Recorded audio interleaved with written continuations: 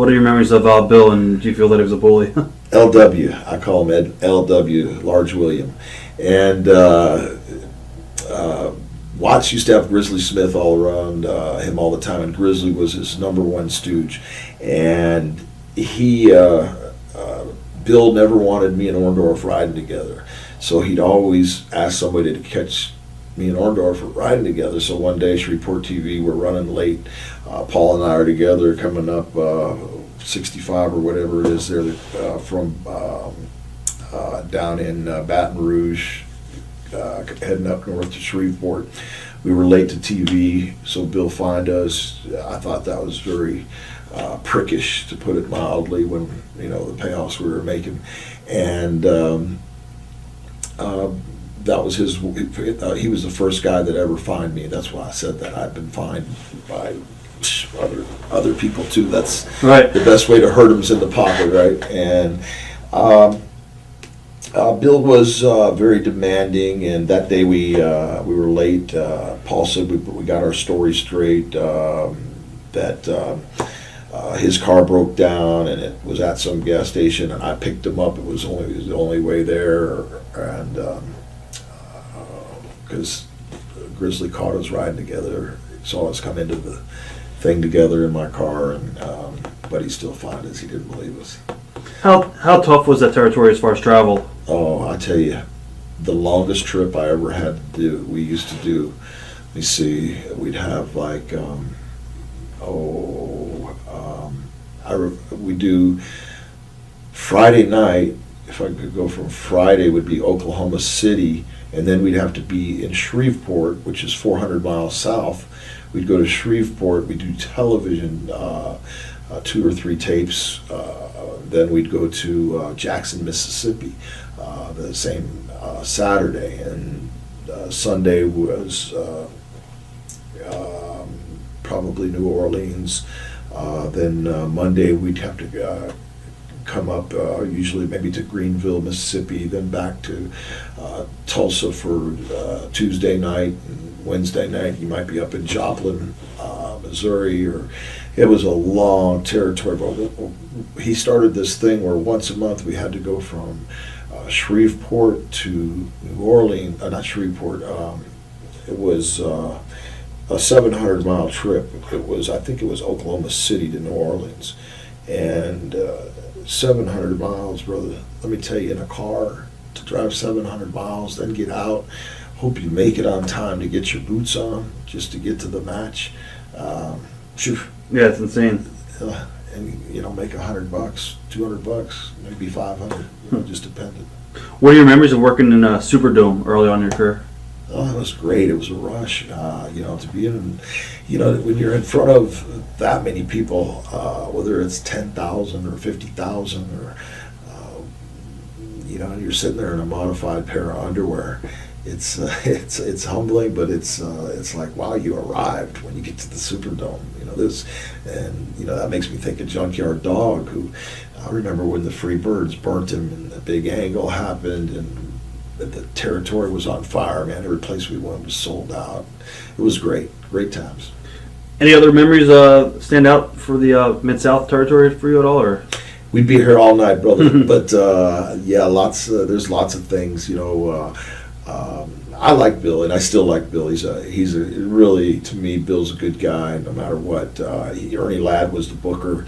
Remember Ernie Ladd, God bless him, played for the Kansas City Chiefs. A lot of people remember Ernie. Then he got involved politically as well. And I just remember, mostly I remember Grizzly Smith trying to catch anybody that he could. And you'd always see him hanging around the young girls. Big question mark in your head, is Grizzly screwing around with the young girls or what? You hope not, but you'd hear a lot of rumors, but rumors are nothing to me. I'm an American, and everybody's innocent until proven guilty. You also got to work for Leroy McGurk. What are your memories of working for Leroy? You actually backtrack. You actually also dated his daughter too, right? Yeah, Michael Kathleen. He had a beautiful daughter. I remember when I met Michael, we were in the house in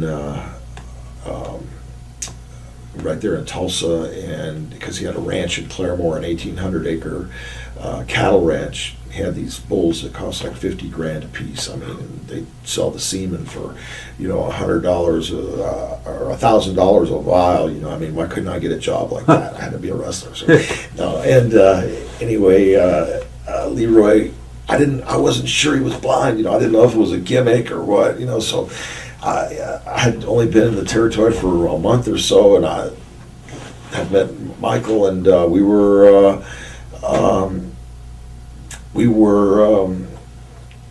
kind of had that little eye thing going on. I started seeing each other a little bit. She took me to her house, and I hear Leroy asking for something. All of a sudden, he comes walking out like this. He would walk like this, and he had his hands out, and he pretty much knew where everything was, and he'd count the steps.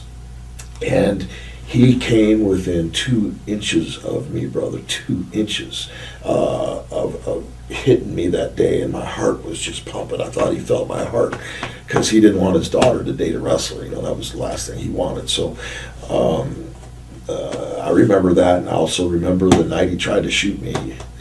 That was when I was splitting up with Michael and Kathleen, and she had gotten a fight with Doug Summers that night because I found out that he was, the guy was riding with me, and turns around, we split up for a few days, and she was having an affair with Doug Summers.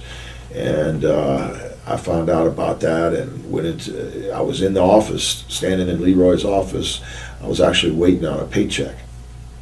And in comes Doug Summers. Well, that was the last thing Doug Summers ever wanted to do because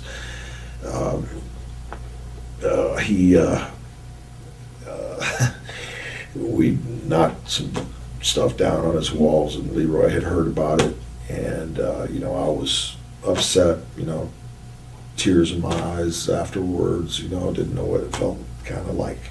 What do I do now? I got my boat, my Great Dane, my stereo, and a couple little bits of clothes, leather jacket, and $500. And I had probably left about, a lot of money. I left a lot of money and put a lot of money into a house and a lot of money into other things. And, I just had that, and I wanted to say goodbye to her before I went to the Dallas territory next. And I knocked on the door. Leroy came to the door. He said, "Who is it?" I said, "It's Brian. Can I talk to your daughter, please?" And he said, "Get the hell out." I mean, he just went off on me big time. And he couldn't see me. He was looking through the screen because he was blind. Now, I did find that out. He was blind for real. And so I went around the corner, and he went back, so I went back and sat in my old 72 powder blue Lincoln Continental. And I'm sitting there thinking, golly, this is horrible, man. This is horrible. I'm going to Dallas now, and all the times, spent, I start crying again, and I go to the back to look to see if Michael was actually in there, and I see this guy laying on the couch that looks like a mummy.